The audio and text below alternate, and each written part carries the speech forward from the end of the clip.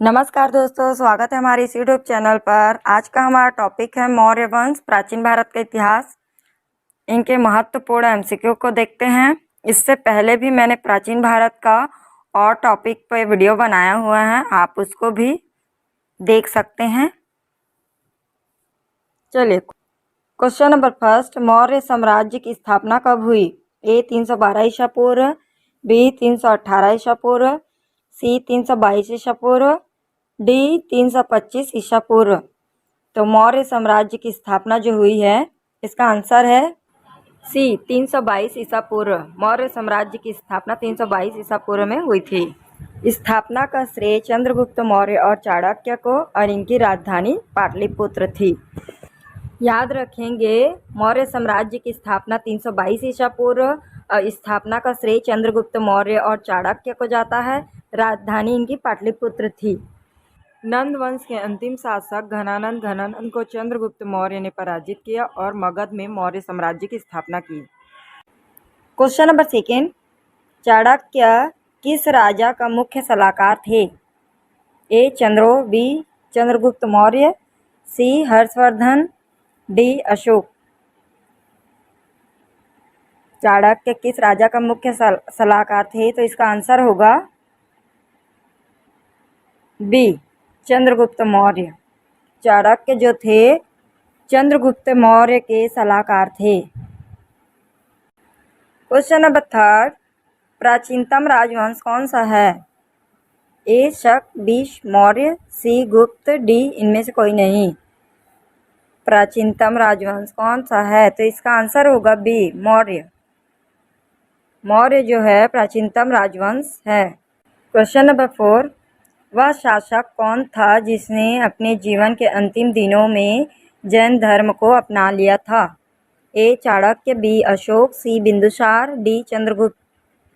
इसका आंसर होगा D Chandragupta.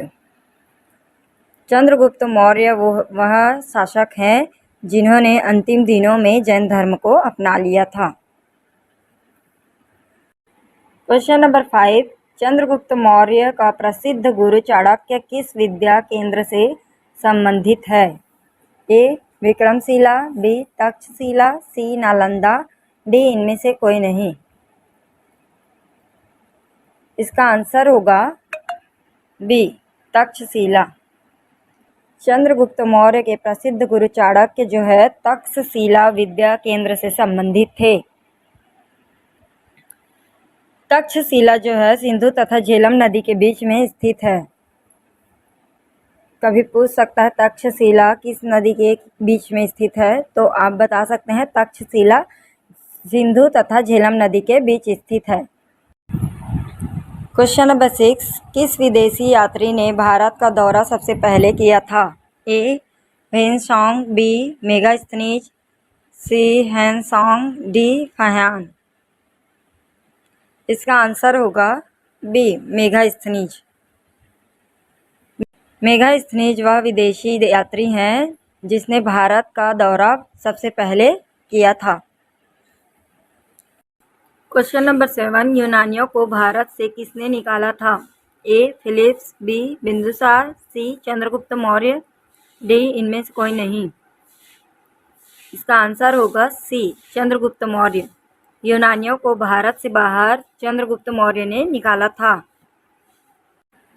Question number 8, Megasthenes इन्होंने भारत के बारे में प्रसिद्ध ग्रंथ इंडिका लिखी है, वह मूल रूप से किस देश से थे? ए तुर्क, बी ग्रीक, सी रकुल, डी ग्रीस। इसका आंसर होगा बी ग्रीक। मेगास्थनीज जिन्होंने भारत के बारे में प्रसिद्ध ग्रंथ इंडिका लिखी है, वह मूल रूप से किस देश का है? तो ग्रीक से है। मेगास्थनीज किस शासक के दरबार आए? तो इसका आंसर होगा चंद्रगुप्त मौर्य। मेगास्थनीज किस शासक के दरबार आए थे? तो चंद्रगुप्त मौर्य के दरबार आए थे। क्वेश्चन नंबर 9, चंद्रगुप्त मौर्य ने अपने अंतिम दिन कहाँ बिताए? ए गया, बी थानेश्वर, सी श्रवणबेलगोला, डी पाटलिपुत्र। चंद्रगुप्त ने अपने अंतिम दिन कहाँ बिताए? इसका आंसर होगा सी श्रवणबेलगोला। चंद्रगुप्त मौर्य ने अपने अंतिम दिन श्रवणबेलगोला में बिताए। क्वेश्चन नंबर 10, मलवा, गुजरात और महाराष्ट्र को किस शासक ने पहली बार जीता?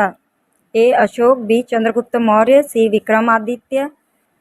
मलवा, गुजरात और महाराष्ट्र को किस शासक ने पहली बार जीता? तो इसका आंसर होगा बी चंद्रगुप्त मौर्य। मलवा, गुजरात और महाराष्ट्र को पहली बार चंद्रगुप्त मौर्य ने जीता था। क्वेश्चन नंबर 11, चंद्रगुप्त मौर्य के कार्यकाल में मेगास्थनीज थे? ए मंत्री, बी राजदूत, सी आक्रमणकारी, डी सैन्य। इसका आंसर होगा बी राजदूत।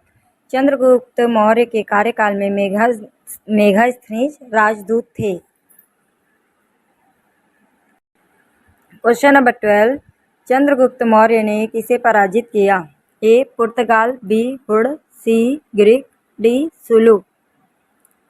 इसका आंसर होगा सी ग्रीक। निम्नलिखित में से चंद्रगुप्त मौर्य ने ग्रीक को पराजित किया। चंद्रगुप्त मौर्य ने ग्रीक को पराजित किया।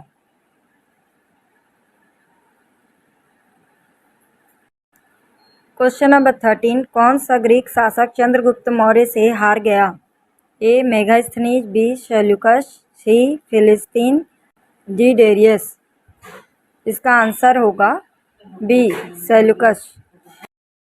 सेल्यूकस ग्रीक शासक जो है चंद्रगुप्त मौर्य से हार जाते हैं। क्वेश्चन नंबर 14, कौन सा मौर्य शासक अपनी राजगद्दी का परित्याग कर दक्षिण जैन धर्म अपना लिए? ए विक्रमादित्य, बी बिंदुसार, सी Ashok, D Chandragupta.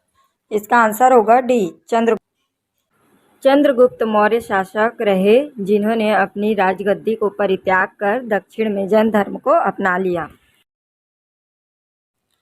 Question number 15, Pataliputra को किस शासक ने सर्वप्रथम अपनी राजधानी बनाई? ए कनिष्क, बी विक्रमादित्य, सी अशोक, डी चंद्रगुप्त मौर्य। तो इसका आंसर होगा डी चंद्रगुप्त मौर्य। चंद्रगुप्त मौर्य ने पाटलिपुत्र को अपनी राजधानी बनाई। क्वेश्चन नंबर 16, कौटिल्य के अर्थशास्त्र में किस पहलू पर प्रकाश डाला गया? ए सामाजिक, बी राजनीतिक नीतियाँ, सी धार्मिक जीवन, डी सांस्कृतिक। इसका आंसर होगा बी राजनीतिक नीतियाँ। कौटिल्य के अर्थशास्त्र में राजनीतिक नीतियाँ का पहलू पर प्रकाश डाला गया। क्वेश्चन नंबर 17, सांची का विशाल स्तूप किस समय में निर्धारित किया गया था? ए कुषाणों, बी मौर्य, सी शक, डी गुप्त। इसका आंसर होगा बी मौर्य। सांची का विशाल स्तूप मौर्य वंश के समय से ही निर्धारित किया गया था। क्वेश्चन नंबर 18, चाणक्य को बचपन से किस नाम से जानते थे? ए अजय, बी चाणक्य, सी कौटिल्य, डी देवगुप्त। इसका आंसर होगा सी कौटिल्य। चाणक्य का बचपन का नाम कौटिल्य था। क्वेश्चन नंबर 19, अर्थशास्त्र की रचना किसने की थी? ए कौटिल्य, बी हर्षवर्धन, सी बिंबिसार, डी डेरियस। अर्थशास्त्र की रचना किसने की थी? तो इसका आंसर होगा ए कौटिल्य। अर्थशास्त्र की रचना कौटिल्य ने की थी। कौटिल्य मतलब चाणक्य। क्वेश्चन नंबर 20, हाइडेस्पेच की लड़ाई किसके बीच हुआ था? ए मेगास्थनीज और कुषाणों के बीच, बी राजा पोरस और सिकंदर के बीच, सी बिंदुसार और सिकंदर के बीच, डी इनमें से कोई नहीं। इसका आंसर होगा बी राजा पोरस और सिकंदर के बीच। हाइडेस्पेच की लड़ाई राजा पोरस और सिकंदर के बीच हुआ था। हाइडेस्पेच की लड़ाई 326 ईसा पूर्व में हुई है। झेलम नदी में यह युद्ध हुआ था। हाइडेस्पेच की लड़ाई को झेलम की लड़ाई भी कहते हैं। याद रखेंगे, हाइडेस्पेच की लड़ाई राजा पोरस और सिकंदर के बीच हुआ था। 326 ईसा पूर्व में यह लड़ाई हुई थी। झेलम नदी में यह युद्ध हुआ था। हाइडेस्पेच को भी झेलम नदी कहा जाता है। क्वेश्चन नंबर 21, मौर्य साम्राज्य की सही वंशावली है? आंसर चंद्रगुप्त मौर्य, फिर बिंदुसार, फिर अशोक। चंद्रगुप्त मौर्य के पुत्र बिंदुसार, बिंदुसार के पुत्र अशोक। क्वेश्चन नंबर 22, मौर्य साम्राज्य के अंतिम शासक थे।